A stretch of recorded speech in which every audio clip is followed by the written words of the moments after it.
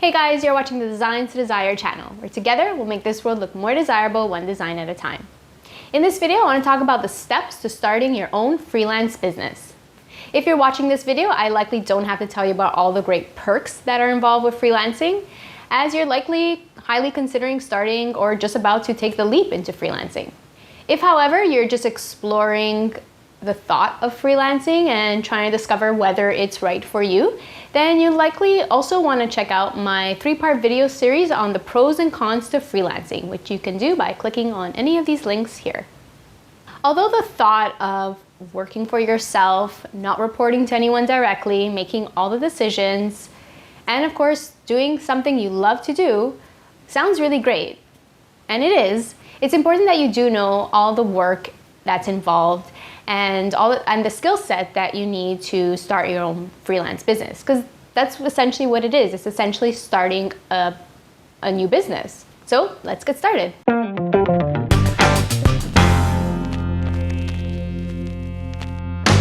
Although some are just thrown into freelance unexpectedly, usually due to a sudden layoff, if possible, it's best to prepare yourself before taking this leap.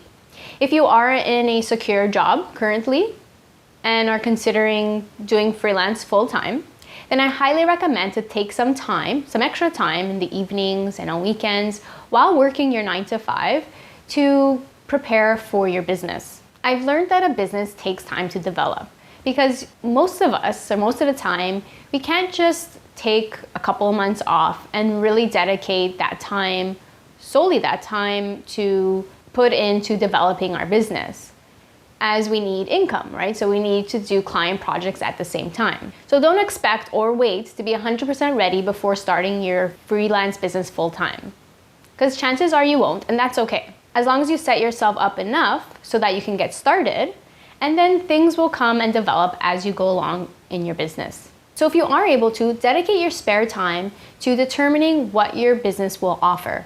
Determine your list of services and the value that your clients will gain. Also, you want to distinguish who your target market will be and make sure it's not everyone. It's important that you have a specific market that you are targeting through your marketing and communication pieces. Next, you want to come up with a company name. The advice I have for you on the company name is not to make it too specific, because later on, you might want to expand your services. And if you do, then with a company name that's not very specific, you can easily do so without changing the name. For example, if my company name was Smith's Graphic Design, then I would be limited to only offering graphic design services. But with a name like Smith Designs, or better yet, Smith Creative, then that allows me to expand my services to maybe web design, web development, or maybe consulting.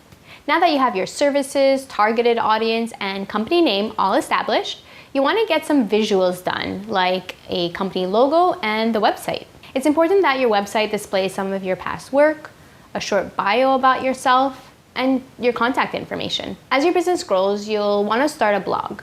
But this is something I recommend doing a little bit later on, maybe a couple months into your business. Because although it's important to have for driving traffic to your website, for example, it's not essential to start your business. Think of it more as an added feature or benefit rather than a requirement. Next, you want to ensure that you have a solid portfolio to showcase on your website. This will be what your potential clients will be judging the quality of your work on. If you don't have any work that you think is portfolio worthy, then take some time to create some designs. And I would highly recommend that the designs are specific to who you are targeting. For example, if your niche market is realtors, then ensure your portfolio mostly contains brochures, direct mail, flyers, business cards, and website layout designs. Also, you want to make sure that your technical skills are up to date. So for graphic designers, this would include Adobe Illustrator, Photoshop, InDesign. For web designers, this would also include UX design principles and fundamentals. For web developers, there's HTML, CSS, JavaScript, and the list can go on. Then comes the boring stuff like invoicing, proposals, contracts. I would recommend preparing templates for each of these and incorporate your company logo and your company colors. At this point, you want to decide on what your rates will be. Will you be charging by hour? If so, how much per hour? Or will you be charging by project? You don't have to display this list to your clients on your website, but it's good to keep for yourself. Pricing is a huge topic for freelancers. So if you're interested in seeing a video on that specifically, then let me know in the comment section below. Preparing these templates for your contracts, invoices, proposals, and knowing your rates is really going to save you time when you land your first client. Another thing I would suggest to do in the evenings and weekends while you have your 9-to-5 job is to search for potential clients for your freelance business.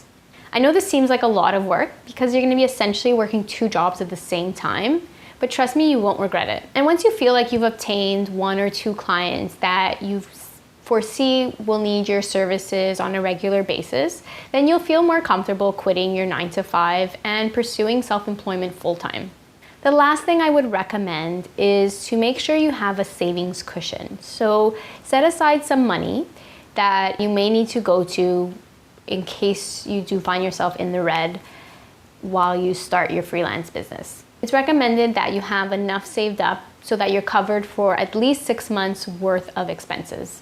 Although they say freelancing, self-employment, running your own business, whatever you want to call it, is living the dream, just know that it is tough. It's tough to keep business flowing regularly and avoid the feast or famine roller coaster ride. Although there are a lot of great online resources to help freelancers find clients, just don't expect them to all be flowing in very easily. You'll have to put a lot of work into it. If you're interested in this topic, check out my video on how to find new clients as a freelancer. Now, I hope this video doesn't discourage anyone from pursuing their freelance dream, because I do highly encourage it. My intentions with this video were to really help you realize the amount of work involved and some of the steps that you'll need to take, as well as some of the risks that come with it.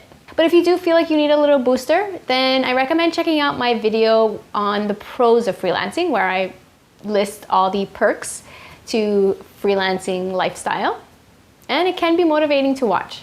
If you like this video, please give it a thumbs up and share it with your friends.